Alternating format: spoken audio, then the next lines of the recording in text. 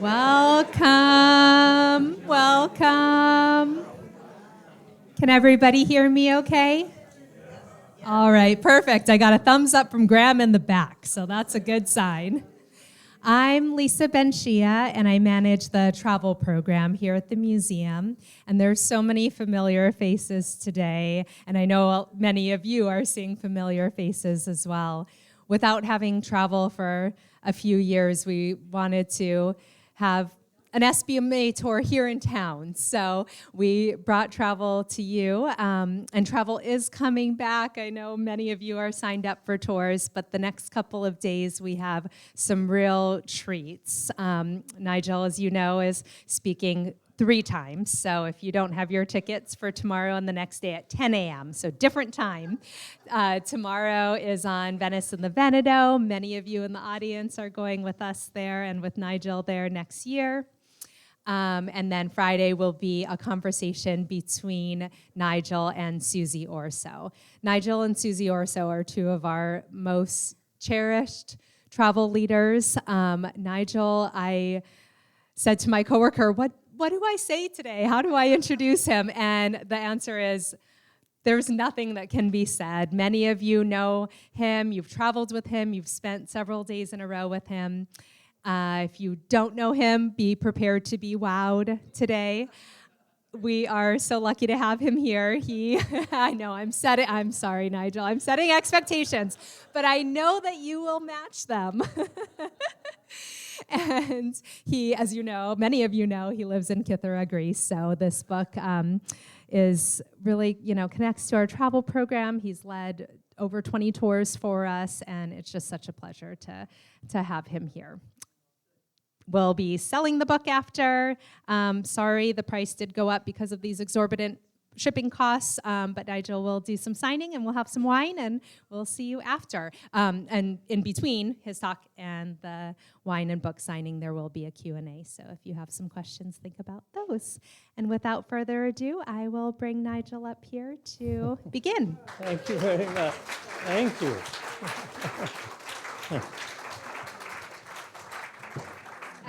And thank you, Lisa, for getting me here. This is really, really nice of you. Thank you, and it's a real pleasure to be here. And I brought some Greek weather with me. I brought a little bit of sun. I know you had some bad weather last week, and so I did my best. And I got a table and a chair. And so thank you, Lisa.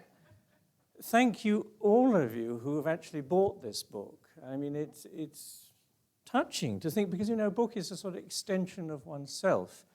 And I'm not good at talking about myself, so talking about a book is kind of difficult. My own book is kind of difficult.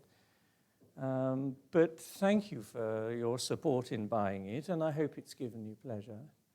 And thank you doubly, those of you who've bought it and read it. That also is very touching, and I hope you've enjoyed it. And for those of you who haven't either bought it or read it, thank you for your curiosity in coming today. That's really nice of you, and I certainly won't be able to wow anybody, as Lisa says, but I'll just say a few words about the book and what it seeks to do. And then I think the nicest thing would be to have, if you have some questions, because that way we can get a sort of animated conversation about it. But if somebody had said to me 5, 10, 15, 20 years ago, you will write a book about Pythagoras, I would have been very skeptical, because I'm not a mathematician, and nor was I trained in philosophy. I'm just a Hellenist, a historian, particularly the ancient Greek world. So it would have been a surprise. But in a way, that's fine, because this book is not fundamentally about Pythagoras or about mathematics. In a way, Pythagoras is a sort of excuse. He's a pretext. He's like a kind of coat stand on which I've added other matters and other subjects, all that are relevant to him and the world he lived in, the age he lived in, and the world, the physical, geographical world he lived in. So he's like, a very decorative and famous coat stand in a way for this. So it's not primarily, don't be frightened if you haven't read the book. Don't remember your classroom experience with Pythagoras' theorem. Because one of the things I think this book, I hope, makes clear is that the theorem, which is, I mean, there is one chapter about it in this, only one out of I don't know how many chapters. It's the most famous thing about Pythagoras, and we all come in contact with it in our math classes at school, but it in itself is not a terribly interesting thing, the theorem. And it certainly wasn't, as I'll explain in a moment, original to Pythagoras. He didn't invent it. In fact, we shouldn't really call it Pythagoras' theorem. It was known probably 1,000 years before in Babylon. So it's not the theorem itself, it's what Pythagoras saw that the theorem implied. And that's of real importance to us because he turned a page in the history of the ideas, the history of human thinking. Because he saw that the theorem, simple thing that it was, I'll explain in a moment just why it was actually useful to people in those days. Simple thing that it was, it showed him that underneath the great variety of appearances in the world, there was an unchanging mathematical order. There were things that were always true, universally true, and lay behind what we see on the surface. So if you don't understand that mathematics exists and lies behind the phenomena of the world, you can't have science. And our world today, and particularly in the West, is built on science. It's built on our long tradition of scientific discovery and scientific thinking. And our technology is built on that. Our lives are built on it. And until you see that mathematics and number and order and the logic of it lies underneath, it doesn't matter, you don't have to understand it or explore it, but so long as you see that it's there, then you can have science. So in a way, Pythagoras was, as far as we know, the first person to show us that the universe or the world wasn't just, things didn't happen because of the whim of squabbling and very colorful gods, a dramatis personae of gods of love and gods of war and gods of this, that, and the other. It wasn't to do with them. You know, if there was an earthquake, it wasn't necessarily to do with Poseidon getting angry and shaking the earth. It was for reasons which went back ultimately to matters of logic and mathematics. So this is a very, very important thing. In this way, he opened a door in the history of human thinking, which we call science. There's a door with science written on it. He opened it and ushered us through. So he's, in my opinion, a very important person. Now, this doesn't mean to say, some of you will already be thinking, well, of course, you know, the Chinese were observing the movement of the stars long before Pythagoras, 500 BC, was living. So were the Babylonians. They had a knowledge of mathematics and calculation, which was an incredible achievement. The Egyptians too, all of them. But observation is a different matter from understanding. Okay? Observation you can do and you can calculate, but if you don't see the bigger picture, that it's telling you about the nature of the universe, and that not just the particular case of the theorem or whatever, it's something more widely spread, then you can't begin to think scientifically. Now, he was one of a generation of thinkers who were living in Greece at the same time. And you may say, well, why do you choose Pythagoras in particular? Because there's also Thales and Anaximander and others who were producing very, very interesting ideas. Well, as I'll explain in a moment, the interesting thing about Pythagoras is he wasn't just a person who opened the door of science, but he was interested in the spiritual life as well. And that's remarkable because that's life. I mean, you can't just be scientific about things. We also are human beings. We live in a world, we have what we call souls, and he was the first person really to talk about the soul, and in that way prepared the terrain for Plato later on, and even, of course, for Jesus of Nazareth, and the great teachers of religion, Muhammad and others who talk about the human soul. So even though we know very little about him, and again, I'll explain a little bit about why we know so little and what we do know, he's only important not for having discovered the theorem or anything, but just for having seen the importance of it. Now, just a word about the theorem, first of all. The theorem was of use and had been known for, according to the work of one scholar, one historian of science, a man called Otto Neugebauer, the Babylonians had a good grasp of what we call Pythagoras' theorem, the relationship of the three sides of a triangle. The sum of the squares on the two shorter sides is equivalent to the square on the longer side, or what we call the hypotenuse. They knew about that probably 1,200 years before Pythagoras. So 500 BC Pythagoras, we're talking about 1700 BC. They didn't see the wider implication of it as Pythagoras did, but they knew of it. And it was a really important thing because it would give you a right angle. Big deal. Why is a right angle so important? Well, if you want to construct anything, if you want to construct a house, if you want to construct a bridge, if you want to build a door that's actually going to open and a window that's actually going to open, you need a right angle.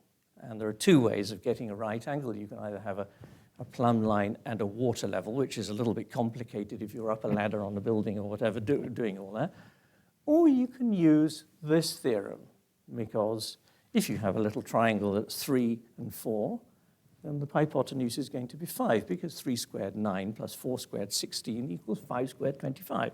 Wonderful. So all you need is some sticks, pieces of wood, lengths of string, whatever, that are 3 units, whatever your unit is, and 4 units and 5 units. You arrange them so that they touch at the corners, and you're sure you've got a right angle. You can construct a building, you can build a bridge, you can make a window, you can make a door, anything you like. You can also survey territory, because if you begin with a right angle, you can begin to survey and cut up territory for, let's say, tax reasons. And the Egyptians did this. The Egyptians had a very particular geography in a particular situation because they lived on the borders of the Nile. Every year in the summer, the Nile would flood with the waters, the monsoon rains which came from the Ethiopian mountains. It would flood the fields, eradicate the boundaries between one field and another, and then when the waters went down again at the end of the flood, they had to draw the boundaries again, and you needed a right angle for that. So, okay, this is why a right angle and the theorem is important. But as I say, the important thing is that Pythagoras saw the significance of mathematics and science lying behind the appearance of the world, which is the first premise number 1 of what we call science. But he's also famous, as far as we know, for another thing which he did, demonstrated to his contemporaries, which was musical. It was music. Whether he was a musician or not, I don't know. I mean, all these kind of things of biographical detail, we don't know about him. I think he probably was a musician, for the simple reason that, I'll come to this in a moment, he traveled a lot. That's why I'm sitting here talking to you in a week which is celebrating 50 years of travel programs for Santa Barbara, because he was a great traveler, and the significance of that is important, as you'll see. But in order to travel, people didn't carry money in those days. How did you pay for your lodging and your food? Well, either you were a merchant and you traded things and you exchanged goods, and there you could pay your way as a traveler or somebody in a foreign land, or you did something. You sang, you played music, particularly from your own country. He came from Greece, maybe he certainly went to Egypt, maybe to Babylon. So he used that for music for paying his way. That's a hypothesis. Whatever. He was interested in music as he was interested in everything. And he realized, or he picked up, again from probably Mesopotamia, the knowledge of musical intervals, that you can have an instrument, let's say a lyre, or what was called a kithara in his time. Kithara gives rise to the Latin word kitara, or the Spanish word guitarra, which is guitar, okay, stringed instrument. And if you give it to a child, an infant, they'll strum the strings and you get a lot of noise, but you don't get music. But when you give it to somebody who can play, they know how to stop the strings, how to make harmonic sounds. And what he learned from traveling in Asia and coming in contact with people from Mesopotamia and Babylon was that there was a simple structure to musical intervals, what we today call thirds and fourths and fifths, minor thirds, minor fourths, major, so forth, all the various musical instruments which we consider, and not only we consider, we know that they are harmonious because we hear it in the ear. As soon as someone sings flat, you know. When they sing in tune, you also know. So he learnt that the length of string or the length of tension string which produced a particular note in relation to another one which created a beautiful harmony was invariably a mathematical interval, something like a ratio, a proportion of 2 to 3, or 3 to 4, or 1 to 2 if it was an octave, or whatever. So that mathematics, again, those numbers 3, 4, and 5, which were on the triangle, come back as defining musical harmony. Now, what does this mean? The Babylonians knew that because they knew how to play music, to string instruments, how to stop chords. But Pythagoras saw, in the way that he saw the significance that lies behind the triangle in the theorem, that this meant that what was beautiful to our ear, and we're all agreeing on that, it's beautiful to my ear, it's also beautiful to your ears, all of you. We all know when an interval is correct and when it's not correct. That behind the beauty of what we hear, the sensual pleasure, lay bally mathematics again. It was there. Those numbers were there. So he began to realize that the world that we see was underpinned in these two areas, at least, by mathematics. And who knows what else? Well, of course, we are heirs to the history of modern science. We know that numerical relationships lie behind the structure of atoms and molecules and so forth. He was on to something really important, but he was right there at the beginning. He was the person who first took these observations from other cultures. He wasn't an originator. He wasn't the inventor of the theorem or of the theory of musical intervals, but he saw the significance of it.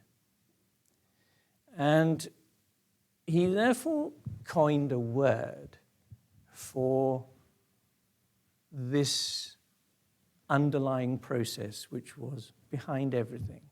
And the word was cosmos. And it existed before his time, just as a theorem existed before his time. The word cosmos was there. He didn't invent the word, but he changed its meaning. Let's just have a look at second at that simple word cosmos. Very important to us because we talk about the cosmos nowadays, cosmic things, cosmology, all the rest. We use it in the way that we do because Pythagoras first determined or used it in that particular way. Now, Pythagoras is very early, 500 BC.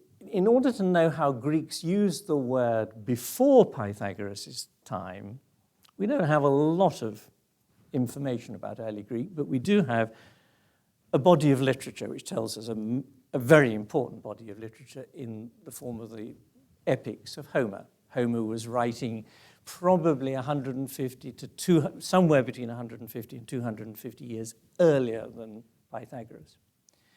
And in Homer, the word cosmos appears with two quite different meanings. And this is one of the wonderful things about the Greek language, that a simple word like that can have two quite different meanings. And Homer uses it in the Iliad to mean the organization of soldiers in their ranks in an army formation. In other words, organization, order, or the way in which sailors are organized on a ship. So it means order and organization on one side. And the other use which he shows in the Odyssey is it's used to define what makes particularly a woman's face beautiful. And that gives rise to our word cosmetics. Okay, so cosmology and cosmetics, same root, okay? Very different things, but they're related. And very importantly for Pythagoras, they're related because it summed everything up for him, because the order, the mathematics, the arrangement that he's meaning, that Homer used it for in the case of soldiers in an army, is also yoked together and joined with the idea of beauty. What makes a face even more beautiful than it is? The cosmetics, the highlights of the eye shade, whatever. So those two words come together. And so when he talks about the cosmos, this is how he changes the word. It becomes, at one and the same moment, something ordered and beautiful. And would that he were here. If Einstein were here in the room, he would agree with that order is beautiful. Mathematics is in itself something fundamentally beautiful. The first person to see that and to give it a word was Pythagoras. Okay, why did this happen with him and in Greece in the 6th century BC? Let's sort of start talking about what he did and talked about, but try and work out why this scientific sort of shift, this, as I described it, opening of a door in the history of ideas, of human ideas, happened in Greece in the 6th century in the person of Pythagoras. Well, the 6th century BC is a very, very interesting moment in the history of human development. I mean, just to give you an idea, in the 6th century, we have probably, I mean, all these things are, chronologies are difficult to establish, but we have, at the opposite end of Asia, Confucius, teaching, alive, and teaching. What is we now understand as Taoist literature. It's often attributed, the Tao Te Ching, to a man called Lao Tzu, the author of the sort of spiritual mystical text of China of that time, which emerges in this century. Lao Tzu really means venerable man, so it probably is a collection of sayings from wise men rather than a particular person called Lao Tzu. But anyway, that's emerging in the 6th century. Confucius. In India, the Buddha, the young prince, Gautama Buddha, is living, born, teaching in that century. Pythagoras, Anaximander, Thales, all those people in the Greek world as well. So it's a very interesting area, a moment in history, right across the area of Europe and Asia, in which an awful lot of intellectual ferment is happening. It's interesting that there are these moments in the history of human thinking that things suddenly fizz. But when you have fizzing, you also need sort of interconnection, because it's no good China or India fizzing and Europe fizzing without there being some connection between them. And this is where a person who travels, as Pythagoras did, comes into the picture. Now, we don't know a lot about Pythagoras at all because he didn't write anything, and nobody at the time that he was living bothered to record what he did. So you may say, well, how are you writing this book, and why are you saying all these things about him? Well, he is remembered again and again in centuries afterwards, sometimes 3 centuries, mostly after, even 500 and 600 years after. There's a great body of literature which talks about Pythagoras. Maybe it's smoke, but at the base there is some fire there.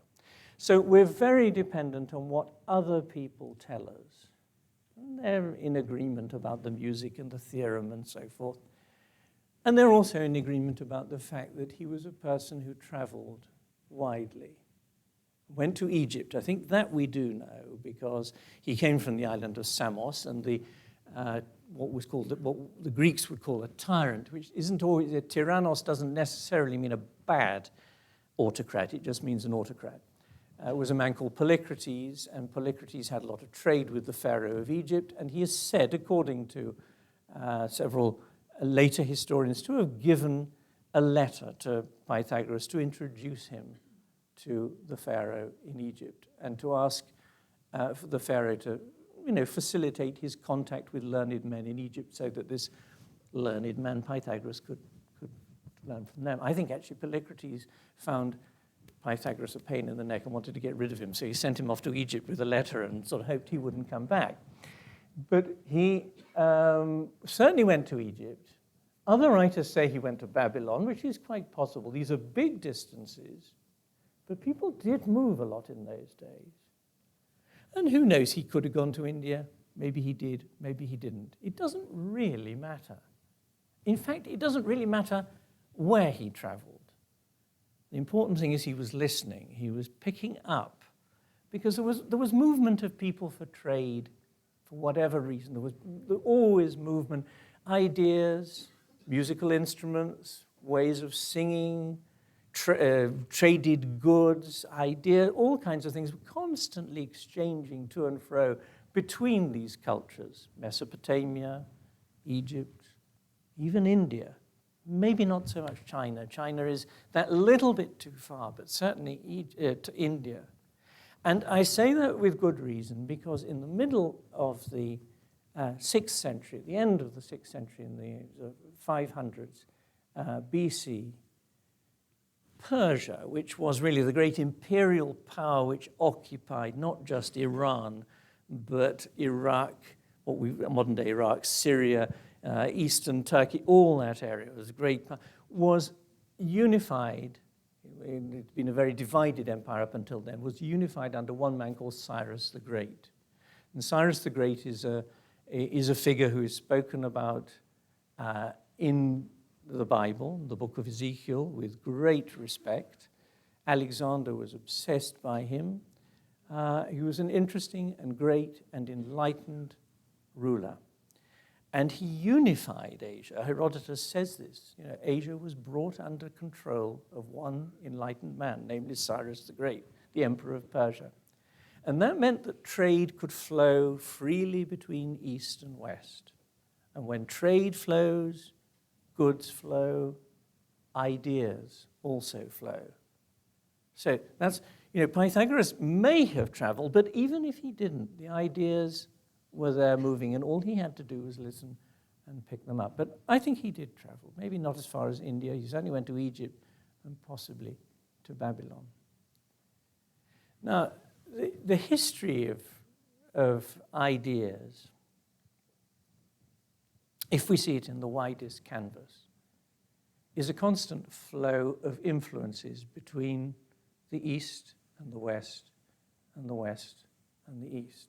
Now, we all know that what we understand as civilization, whatever we mean by that, sort of begins in certain focuses. It begins in Egypt, it begins in Mesopotamia, in China, these various places. Not in Europe. As far as we know, I mean, we don't have a literate culture in the early Neolithic period in Europe. So it's all happening in Asia. But the frontier, the sort of threshold, the crossing point, the stepping stones between Europe and Asia is Greece. So Greece was Asia's window onto Europe, and Greece was Europe's window onto Asia. And they traded with one another. And Europe provided sort of important goods like leathers and wine and timber and so forth. And from the East into Europe came ideas, aesthetics, music, these sort of things from the much older civilizations of the East. So Greece is a very interesting area at this moment because it's a sort of diaphragm between East and West. And Pythagoras comes from one of the islands in the middle of the Aegean.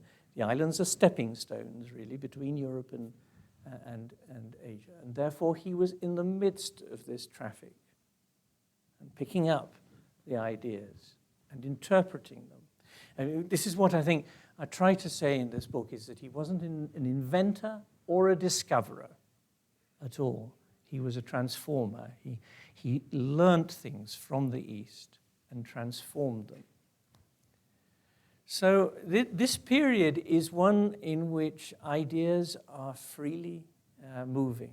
And these very important observations about the way in which the stars move, the wandering stars, the planets, and the fixed stars, the firmament, how they move, how musical instruments need to be strung and what the difference is between intervals, the mathematics of the theorem, all these things come from the East.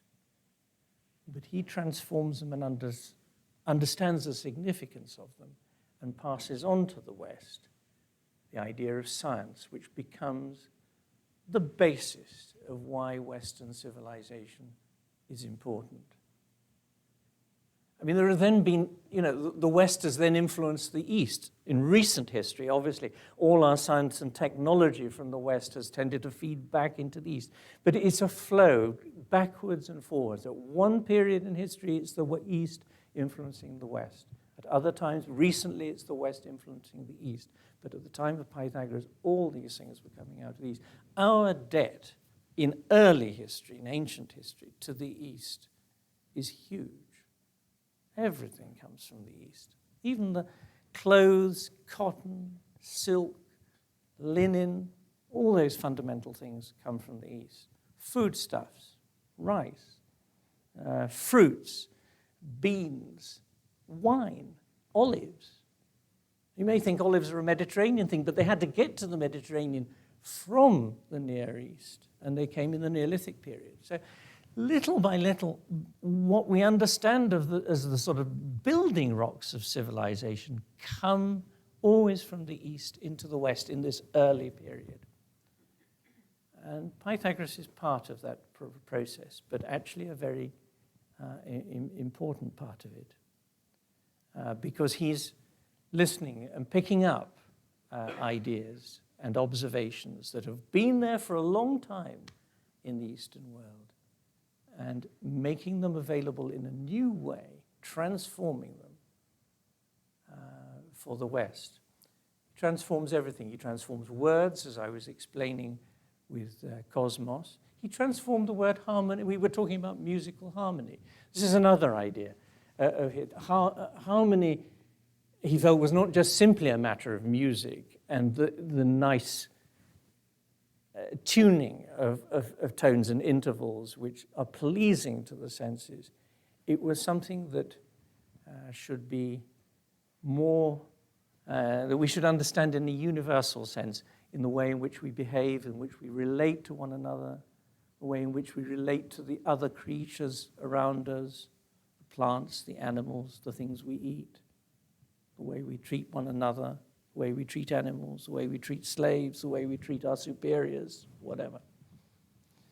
So harmony was a wider concept, and he made it a wider concept because the word harmony before his time meant a joint in carpentry, like a mortise and tenon.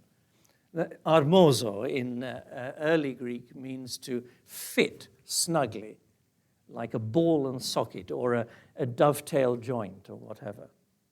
But in Pythagoras' mind, it becomes something else. He makes it a close fit in terms of the rightness of things. So that's another word that he transformed. And there's a chapter in this book which is simply called 3 Words. And 2 of them we've already talked about, cosmos and harmonia or harmony. And the third is Philosophia, which he's always credited with having christened the idea of Philosophia, because for him, the act of thinking, experimenting, contemplating, philosophizing was an act of prayer. It was something that gave purpose to our lives. So those 3 words are very important. And they're about all we know about Pythagoras, really. We know, this is what we're told. In terms of, I said earlier on, everything that we know, we're told by later people, except one thing. There's one sighting of Pythagoras by a contemporary. And even though it's recorded by a contemporary, that recording was lost, but appears in a later historian who refers to it. So it's a bit tenuous. But Pythagoras had a contemporary who lived just on the coast of what we would call Turkey today, Asia Minor, just across from Samos, where Pythagoras came from, a town called Colophon. He was called Xenophanes. He was a very sharp mind, a good philosopher, and not with the great sense of perception that Pythagoras had. And he had a rather wicked sense of humor. And he liked lampooning his contemporaries. And fortunately for us, the one thing that we know about Pythagoras written by a contemporary is Xenophanes, and it's a lampoon of Pythagoras. Terrific. We've got a sighting of Pythagoras himself. And it's simply, it's a story which is told about him really in a way to make fun of his thinking, but that's really valuable for us. And it's simply, I'm sure those of you who've read the book obviously know, and those of you who've asked yourself why the title is what it is, When the Dog Speaks, the Philosopher Listens. It's that Pythagoras, according to Xenophanes, was in the marketplace. A man was beating a dog. He said to the man beating the dog, "Stop beating the dog. I recognize the voice of the dog. It's the voice of a deceased friend of mine." That's the story. And that's the only thing we know about Pythagoras written or recorded going back to a contemporary. All the other stuff is handed down through generations of other historians and whatever. But it's really important. What does he mean? Stop beating the dog, because I recognize in its yelp or its barking or its voice, the voice of a deceased friend of mine. Well, the first thing is good for Pythagoras. He stopped the man beating the dog. And this is a very important thing about Pythagoras, because I don't know how many of you in here are vegetarians or sympathetic to vegetarians. But the first person in the West, not in India, but in the West, whom we know about, who was for ethical reasons, not for dietary reasons, a vegetarian, and is recorded as such, is Pythagoras. In other words, he decided not to eat meat according to some historians, according to others, wasn't the case, but he decided not to eat meat for the reason of preserving the harmony between ourselves and the creatures with whom we live in this planet. So, it can be taken on a simple surface level like that. Stop beating the dog. Very laudable. But is he just being sort of stupid or foolish or silly or whatever by saying, no, I recognize in this dog the voice of a deceased friend of mine? It's a very, very interesting comment. And it tells us that Pythagoras probably had been listening to things, or he'd spoken to Indian gurus, or he'd actually been to India or whatever, but that idea of the transmigration of souls, which is fundamental to Eastern thinking, spiritual thinking, much more so than to Western thinking, is coming out there. The idea that a soul can pass from a human being into an animal, into a plant, into a tree, or back again into a tree, into a human being from a tree, or whatever.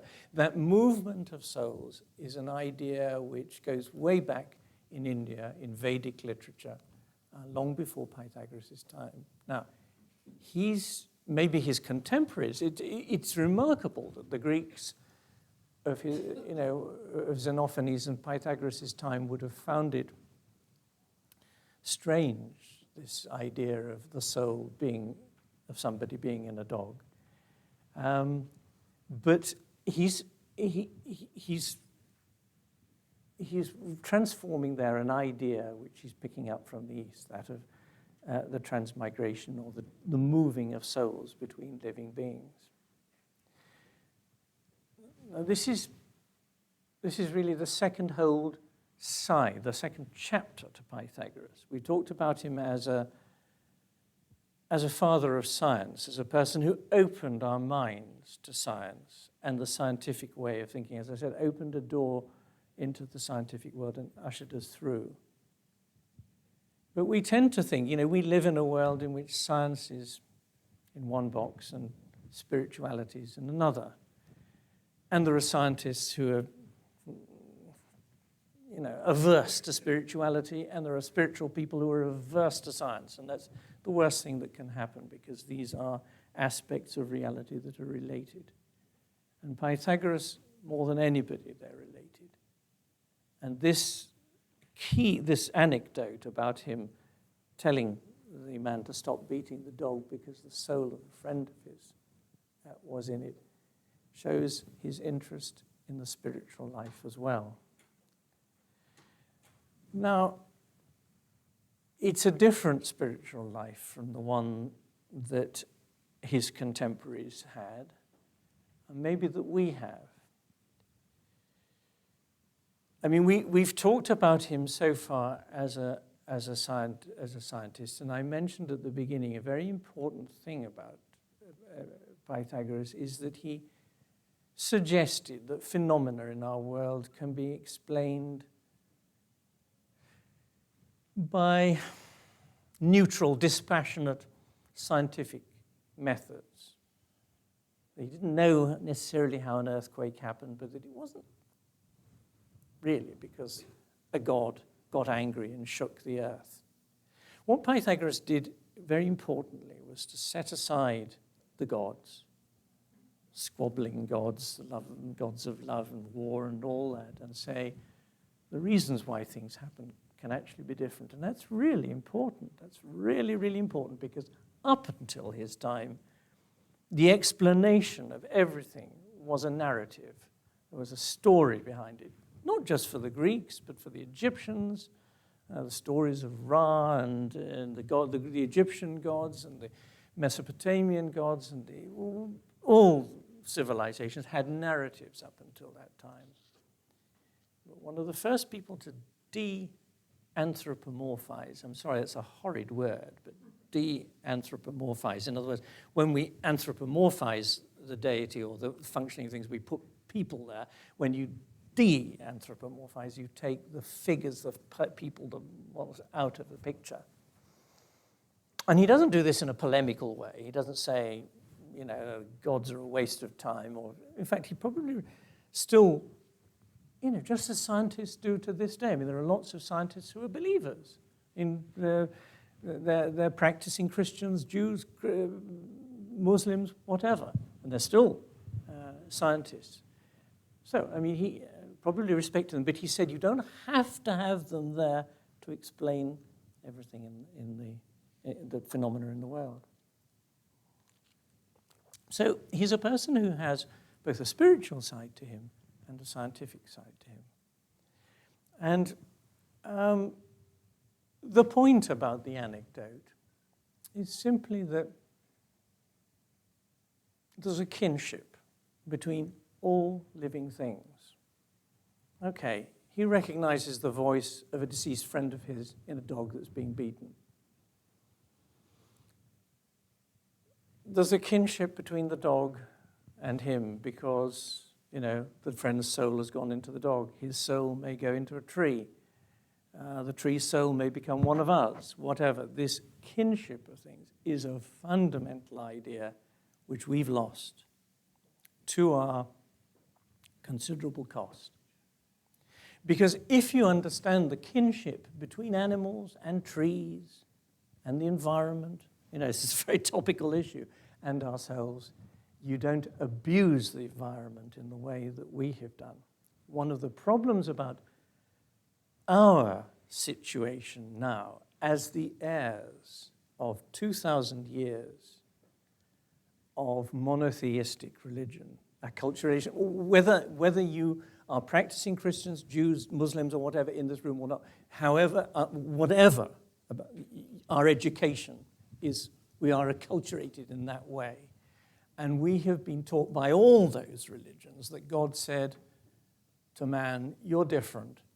Here are the animals and the garden and the world or whatever it is.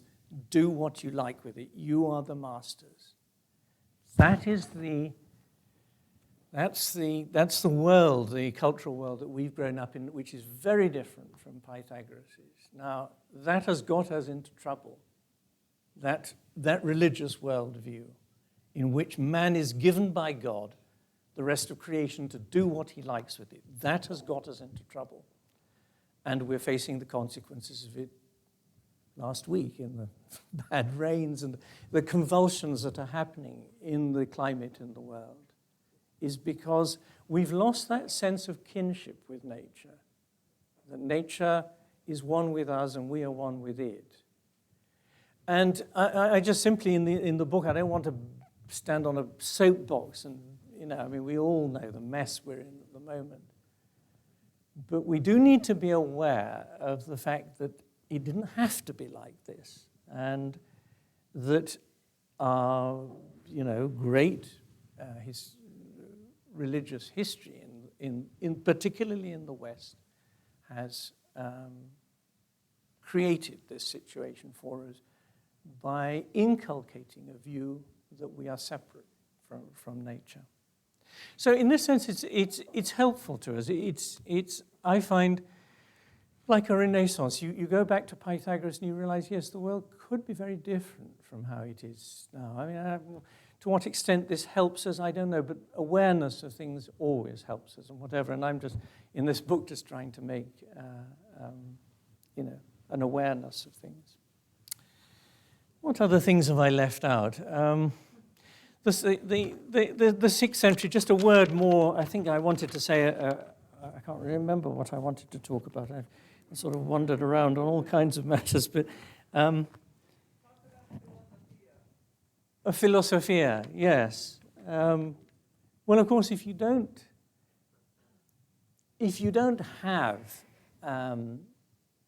as Pythagoras suggests, if you don't have gods to whom you're constantly making propitiatory acts, praying, worshipping, rituals, all the things that were the stuff of life in ancient Egypt, in ancient Persia, in ancient India, or whatever. then you need some other kind of act of prayer. And I believe, my interpretation is that Pythagoras sees Philosopher, the act of listening and thinking and observing and processing, as a kind of act of prayer, because it makes us more conscious of what of our world. Now, as a Greek, he was able to conceive this. The problem is, this idea had never occurred. Science couldn't be born in the way that it was born with Pythagoras in the Egyptian world, or the Persian world, or the Babylonian world, because they were theocracies. Okay? Theocracies, we use the word today to describe something like Iran, in which the state and religion are one and the same thing. And God is the unseen king. Now, Greece never had this. It never had. I think there's a chapter in here called on not having sacred texts. Very importantly, Greece had no sacred text. It had no Bible. It had no prophetic testaments. It had no New Testament. It had no Quran. It had no books of the dead. It had none of the sacred texts and sacred rituals that the other great civilizations with which it came into contact had. And therefore it was free. A person like Pythagoras could say, there are ways of explaining things without the gods. Now, you couldn't say that in Egypt, or in Persia, or in Babylon, because the state controlled what you thought. That was a way in which these stable civilizations grew. And Greece is a very unstable civilization. And this was the case in Egypt, in Greece, because Greece, in my reading of history, has a completely different geography from the other countries. It's not a landmass. It's not a unique geography as Egypt was, with a river in the middle of the desert, in which everything was predictable. The flood that happened in August and July, and then receded and refertilized the land, and the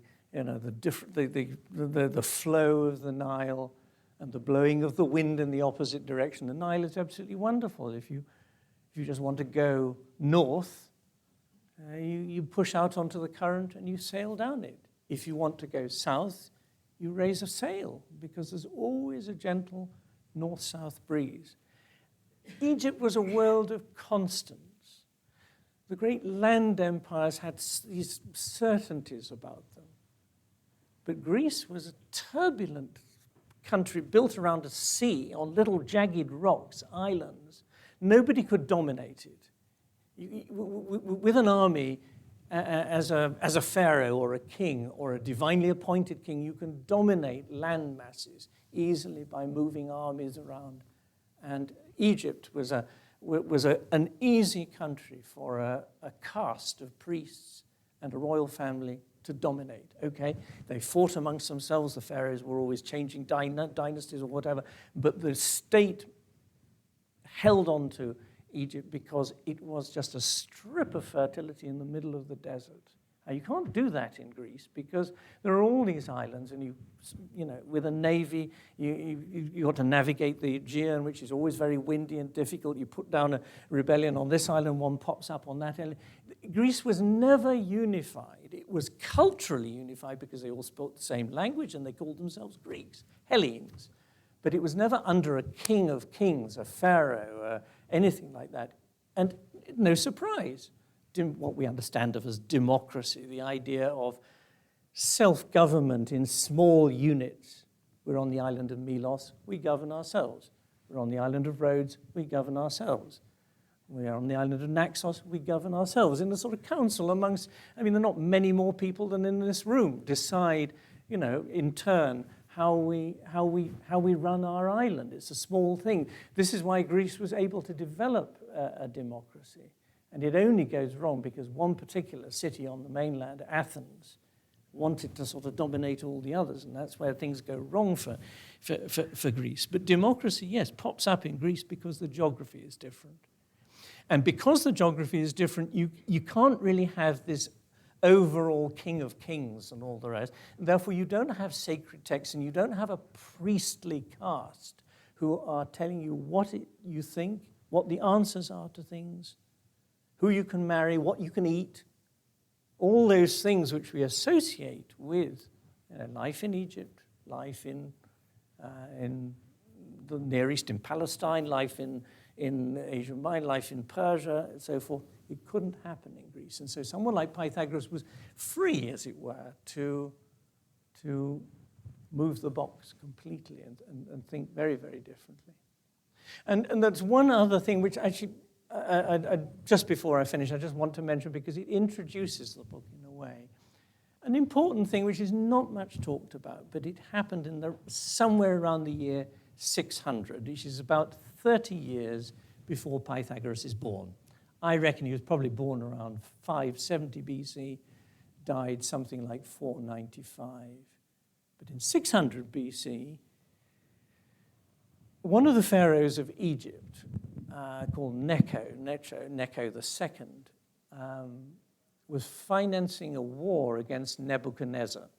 Remember the Bible, Nebuchadnezzar, the dinner, the writing on the wall, Nebuchadnezzar. Okay, he was at war with the pharaoh. The pharaoh needed money. Wars are expensive things. So he took a crack group of mariners, and the best mariners in the Mediterranean at that time were either Greek or Phoenician.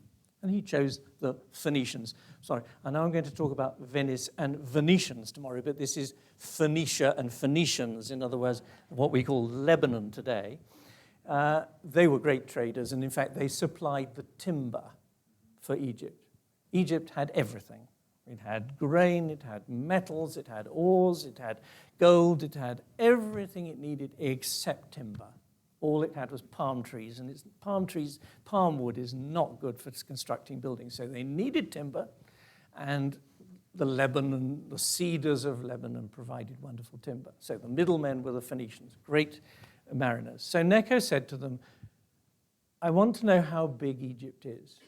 Set off through the Red Sea and explore the circumference of Egypt and come back and tell me. And while you're at it, try and find some sources for gold, because I need to fatten the coffers to finance my war against Nebuchadnezzar. So the Phoenicians set off. And they didn't know where they were going or what they would encounter, but they returned, according to Herodotus, 3 years later. They returned through the Straits of Gibraltar, the Pillars of Hercules, into the Mediterranean and back to Egypt. So they left from the Red Sea. 3 years later, they appeared from the other side, so they'd sailed around Africa. Herodotus, writing in the 5th century, says, I don't really believe they did it. They say they did it, but I don't believe they did it. And I'll tell you why I don't believe they did it. Because they said that at one point, even though the sun was rising still on the east and setting in the west, in the middle of the day, it went into the north of the sky, not into the south. And they said that the moon, the phases of the moon, moved from the opposite side. And all these things which, you and I know can't be true. But they're precisely the reason that we now, with our greater knowledge of what happens in the southern hemisphere, where, of course, at midday the sun is in the north, not in the south, because you're in the south of the equator, not in the north, precisely for that reason, because the reason that Herodotus says, I don't think it exists, we know that it really did happen. If these mariners said that these things happened, they'd been down there. They'd been round Cape Horn, the Cape of Good Hope, and come up the other side. And 3 years is a pretty good estimate as to how long it would have taken them. Now, that's a really important thing, that somebody a group of people had been round Africa. And they were still obviously talking about it. I mean, it was a major thing. They were talking about it in the ports of the Mediterranean at the time that Herodotus was writing, which was a couple of hundred years later. It was very important because it had expanded their knowledge of the world, and that the phenomena that we're used to in the sky can be completely different. Now, to someone like Pythagoras, this was fascinating. We don't know exactly what he thought about it, but he must have known about this. And it's said by one of the historians who wrote about him, a man called Diogenes Laertius, who's not terribly reliable historian, sadly. But he says that Pythagoras posited that the Earth was a sphere, and that probably he posited it was a sphere because a sphere is the perfect geometrical form, and that appealed aesthetically to him. But the only way of explaining what had happened when these mariners had gone around Africa was by doing that. So all I'm saying is that 6th century, is a period of exploration physically and geographically, but also mentally and spiritually. Great period of spiritual exploration with the Buddha and Confucius and people like Pythagoras, a great period of experimentation and exploration scientifically in Greece and thereafter in Europe, and also geographically. And the person who may have taught Pythagoras, but certainly knew him and was his elder contemporary, was a man called Anaximander, who came from the mainland of what we would call today Turkey, just opposite Samos. And Anaximander, another brilliant scientist, the first person to create what could be called a map of the world. He created a circular map of the world. Now, we don't have it. We don't know what it looks like. We have descriptions of it. And of course, it may bear no relation to what we know the world looks like, because we've seen it from outer space and we know exactly what the shape of the continents are and all the rest. But it's a start. The idea of mapping the world, of seeing it as a whole, is a completely new chapter in science. To understand that it has a form and that not necessarily is bounded by monsters or whatever, that it has, the beginning of mapping is such an important thing, and it happens in this century that Pythagoras is living in. And I just use it at the beginning of the book as a way of, just setting the scene of what's been happening in the world when young Pythagoras is born. And I stress young Pythagoras because young Pythagoras, I think, has all these interesting ideas. And as later on he emigrates from Samos and goes to Italy. And we hear of an entirely different kind of Pythagoras there, somebody who set up schools and passed on a kind of way of life, the Pythagorean life. But I also suggest in the book that maybe they're not even the same person, the Pythagoras that we know of from Samos in Greece and the Pythagoras that we know of in Italy. But that's another whole story, and we won't begin on that now. But, oh, gosh, I'm sorry, I've been over an hour. I'm really sorry, I've gone on too long. Very, very many apologies. But I wanted to hear questions from you, and I've just been blathering on, so please forgive me. Yes, thank you very much.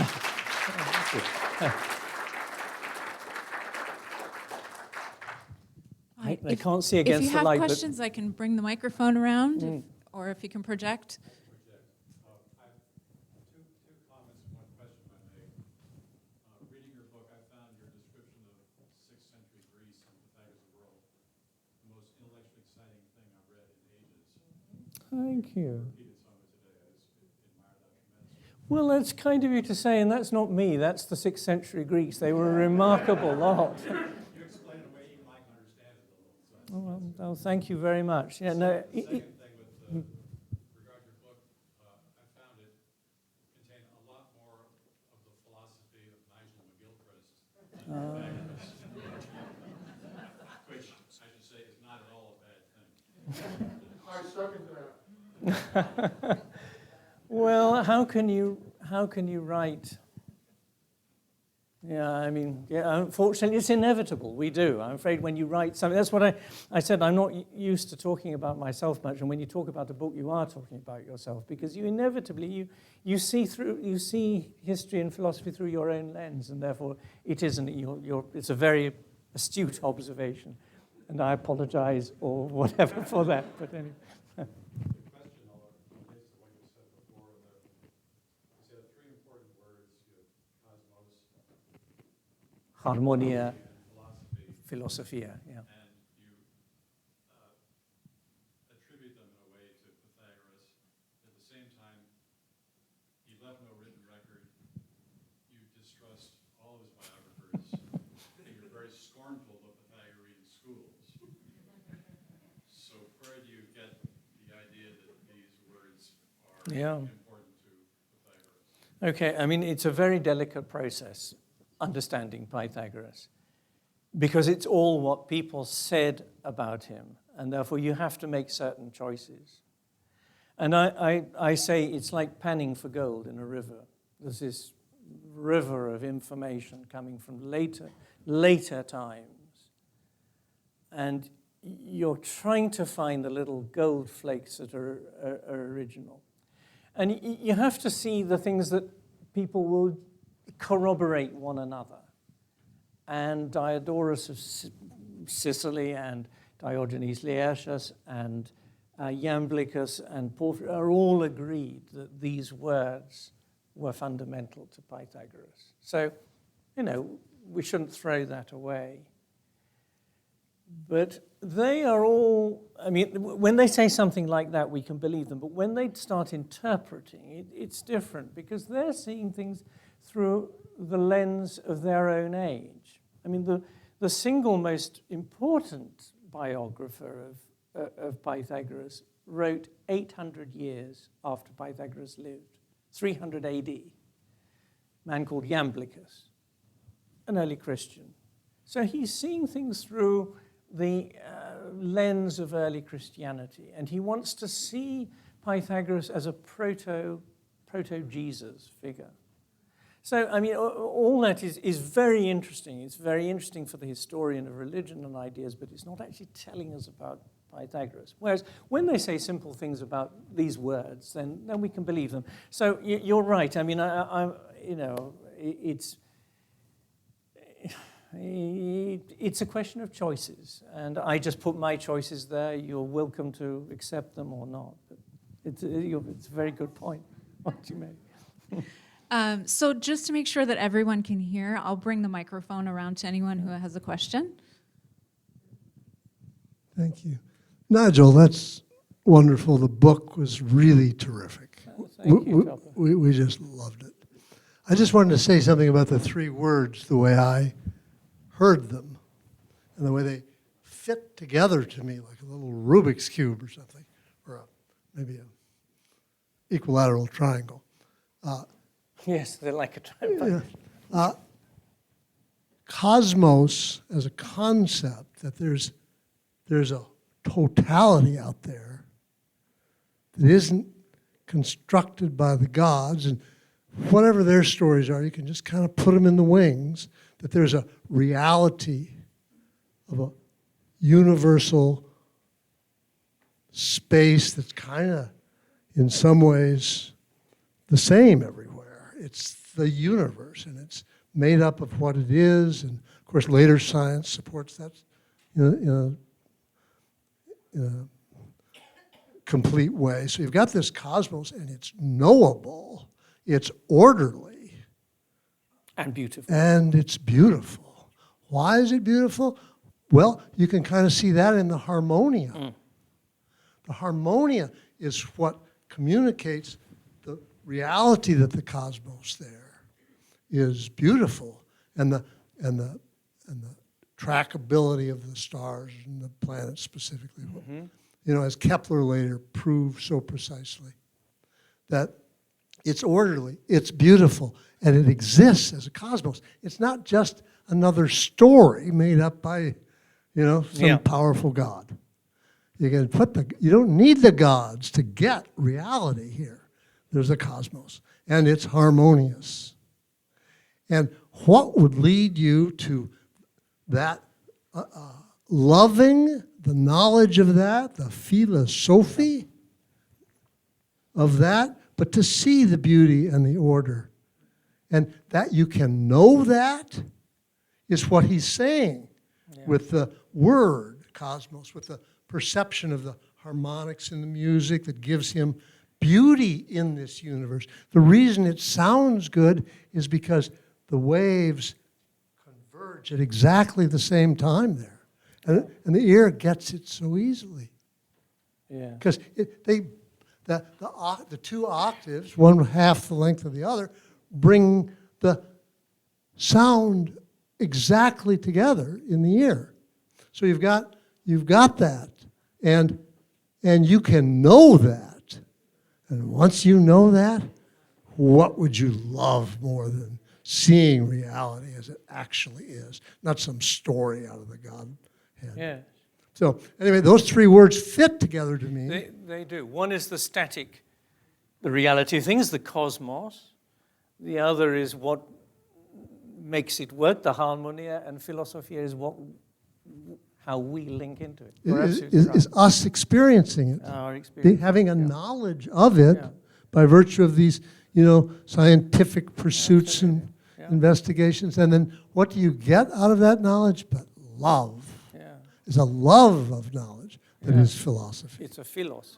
Yeah, philosophy, Yeah. love of knowledge. Yeah, no, you're absolutely right. That's true. Yeah. Thank you, Topo. Yeah.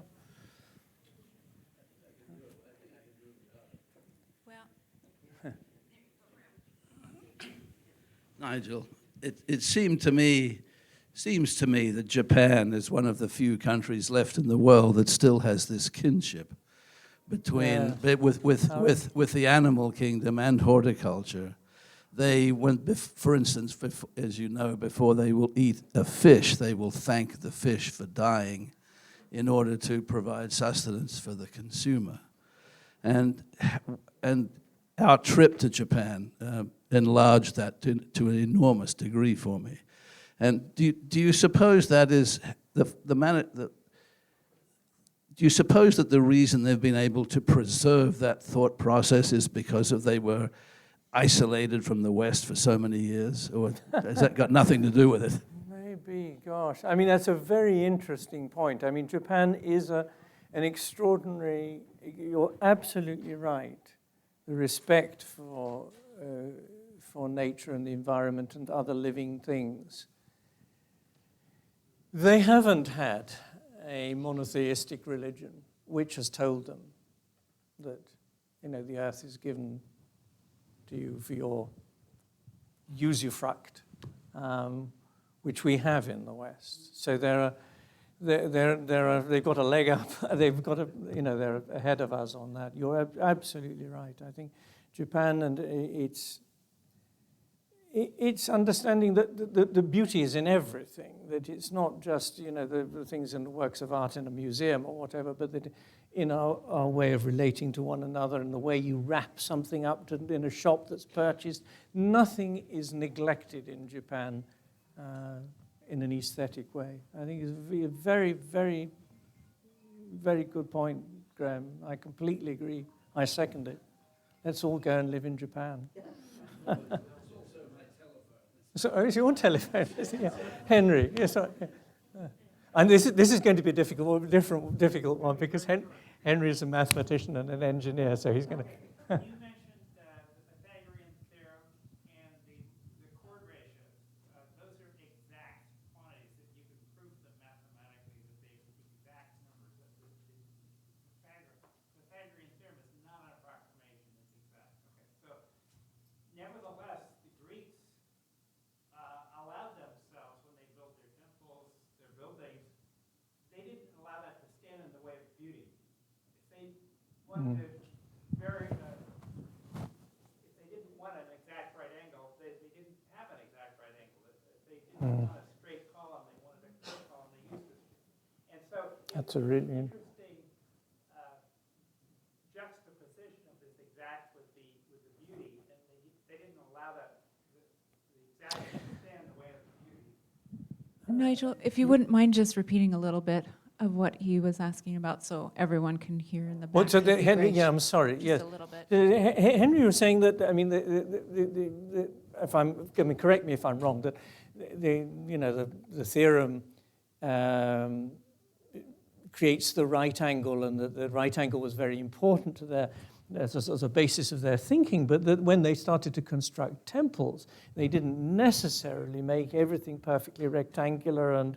Am I saying it not as well as you did, Henry? But that's the idea, and it's a very, very interesting point because the Greeks are this extraordinary mixture of the mathematical at a lower level and at a human level further up. In other words, the temple, you're right, take the Parthenon, for example. The columns cluster in towards the corner. The distances are not the same. They're not vertical. In other words, they're not at a right angle to the base. They actually lean in slightly. I mean, all these things are very important, very refined optical corrections to give the building strength and the feeling that it's... And the columns themselves are not parallel sides. They've got what's called entasis, which is like a muscle. I don't have much, but if you were a muscular person and you do that, there's a sort of bulge there. I mean, it's yes. I mean, their temples are living, sort of almost human things, even though at the lowest level they are based on very strict sort of proportions. And interestingly, the Parthenon is made up of I mean, the floor base is 6 Pythagorean triangles. In other words, if you take 3 by 4 and 5 and then turn it into a rectangle, in other words, one that's 4 by 3, and then put 3 of them on together, you get the size, the proportions of the base of the Parthenon. So, yes, invisibly, it's based on that. But they are, I think this is the wonderful thing about them. They had a foot in each camp. They had a foot in the very human, sensual camp, and a foot in the scientific. It was a very valid point. Oh, and the point about Japan, all these things are very, very interesting. Thank you so much. Beth. Hi, Nigel. You said that 5 or 6 years ago you had no thought of writing about Pythagoras. Yeah. What was it that tipped you over the edge? Yes, Pythagoras sort of came into my life, and he wouldn't go away until the book was written. And I don't know, the only contact I'd had, the only thinking I'd done about Pythagoras is, you probably know I wrote a series of books about the Greek islands. And I obviously had to write about Samos, which is a fascinating, wonderful island. And so there is a little sort of bit about Pythagoras. And I remember at the time thinking, it's interesting. And I think that was the moment that Pythagoras left his visiting card. It was on my desk, Pythagoras. And then later on, I wanted to think about some of the other issues, like the issue that Henry's just raised of this thing about the Greeks being both understanding about beauty and mathematics, but the abstract and the sensual. And little by little, I began to realize that all these issues revolved around the personality of Pythagoras. And at that point, he hadn't just left a visiting card anymore. He was knocking at my door. And as I say, he didn't go away until the book was finished. And I was greatly helped, obviously, by the pandemic. Because having time just to be with him and with a dog, who was the inspiration of the title, choosing of that anecdote. She's no longer alive, alas. She died in July, but just in time to see the book published. Those things came together, and now Pythagoras has taken his leave, but it was nice being with him for a while. But I think that moment in writing about Samos was important. But I'm not a mathematician at all. I mean, if you want to know about the mathematics of it, talk to Henry. And I'm not a trained philosopher at all. I mean, this is a book. This is a history book, really, more than anything. It's a book about the history of ideas and how we come to be scientific in the West. Because it's the one, whether we like it or not, we live in what we call a scientific world. Science is the basis of our understanding of the world. That's why we're able to fly to the moon and fly to Los Angeles and back to Greece. We have Pythagoras to thank for a lot, for opening that door, simply. Lots of greater scientists came along afterwards. He wasn't a group, but he saw the crucial underlay of mathematics. He saw how mathematics was important. The Babylonians and the others and the Chinese were brilliant manipulators of mathematics, far better than Pythagoras ever could be in his life, but they didn't see the significance of mathematics per se in itself. So that's a long answer to what you said, but thank you for the question, Ben. You said in the West, we have a greater apathy towards discordance and ugliness, and that has amounted in recent times to a conscious pursuit of disharmony in art and music. And I wondered what you meant by that. Well, yeah, no, I'm sorry, that is me sort of standing on my soapbox. And that sort of goes back to Graham's point about Japan, that we do have a greater tolerance of ugliness, particularly in the art and the music that we create. I must confess, I can't listen to atonal music. Music. Well, it's not music. Noise that's written for electric hoovers and alarm bells and all the rest. I don't know. It's at the opposite end of the spectrum for me from what is architecture, which is willfully brutalist. I don't know. It upsets me. It makes me feel sick, really, and uncomfortable and anxious. And that kind of music does as well. I'm really sorry, because I know many musically literate people here love sort of dodecatonic music and all that. I just can't begin on it. But I do love... It leads to anxiety, yeah. It makes me feel anxious. Yeah. Tomorrow, yeah, that's absolutely true, Jill, yeah. Tomorrow I'm going to say a little bit about Palladio, but Andrea Palladio, the great architect of the Veneto. He makes anybody who looks at his buildings feel calm and at ease with the world, in harmonia. Brutalist architecture doesn't do that to me. It makes me feel anxious, as Jill. But I'm sorry, that's what I mean. This is a personal book. I'm sorry, but I apologize. Sorry,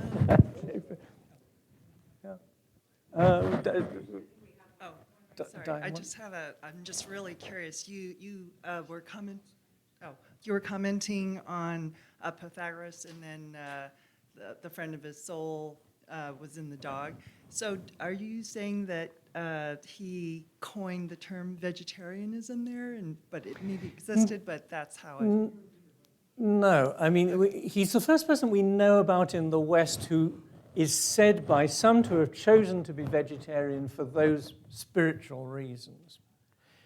And again, it just seems to be another thing that he's in contact in whatever way with India, because India has a longer history than the West of vegetarianism, Jainism, and that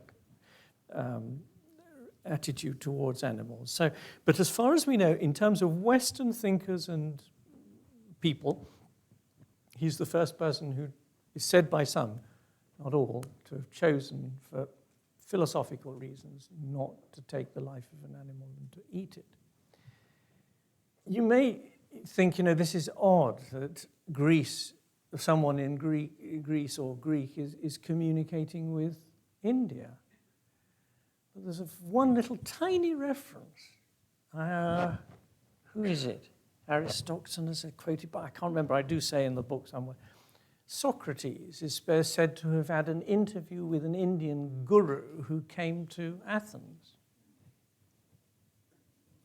Interesting. The people moved. It may not be true, but I think it probably, why make it up? And this is what one has, this is, it's Herodotus' point, about the sun being in the wrong part of the sky. Why make it up? No, if these things are very odd, they must, in a way, be true. I use this as actually that argument as a basis for saying that there are possibly two Pythagoras, and that they've got confused in history. Because one historian, Diogenes Laertius, says that there are 4 different people with the name of Pythagoras living at the same time. And then he goes on to mention another 5. And one of them is a doctor who wrote about hernia. One of them is an athletics trainer. One of them is our philosopher, and so forth. So Pythagoras was a relatively common name. So you could get confusions there. History's complicated. Yes, All right, we've got time for one last question. I'm so sorry to have gone on so long. Again, thank. Sorry? Oh, you're very kind. No. Okay. Nigel, thank you so much. As you can tell, everyone was just extraordinarily engaged in what you were saying. Thank you very much. And I also now realize that I'm the only person here who hasn't read the book. No. So I am going to ask you a question which everyone else may Don't know worry, don't feel any obligation. And it's a book you can pick up, put down, and read a little bit of, and then. Okay, that sounds great. And it's quite soporific. But I have you can a read question. it and then doze off. I do need that. But after all this, I actually do have a question. Sorry. Okay, I do have a question. Siri, yeah. So how did Pythagoras communicate and share his ideas? Yeah. He's traveling around, playing musical instruments, listening very carefully, but is he also writing or teaching? Or Well, one writer, does he Diogenes share that? Laertius, says he wrote a book, who wrote a series of books, one on the universe, one on the city of Croton and all the rest. None of these things remain. None of them have survived. None of them have been quoted. There are no bits taken from Pythagoras. And I sort of make a point that I feel Pythagoras was slightly averse to the written word, that he preferred the silent show and tell rather than the long writing out of things. And the theorem is what it is. You don't have to explain it. There it is, 3, 4, 5. The musical thing, all you need to do is have an instrument and show that the proportional lengths, just measure the strings and that they are in harmony and so forth. You don't need any words. So I think my feeling is that he was slightly averse to the written word, quite unlike his later descendant, several generations later, called Plato, who wrote and wrote and wrote and wrote and wrote and wrote and has dominated the history of philosophy ever since and was profoundly influenced by Pythagoras, but then never acknowledges it. I don't know why, but he never acknowledged, really, that he was, he takes all kinds of ideas from Pythagoras. So Pythagoras would have taught, I think. He was an itinerant, it was a very much a sort of role in those days, the itinerant teacher, but not a writer. I mean, it's very early for writing really prose works of philosophy. That begins with Plato and Aristotle. Though his younger contemporary Heraclitus wrote a book, which we have most of it. So I think that's how he passed his things on. But he preferred these silent experiments which showed things. So, Thank you, Nigel. Thank you for your time.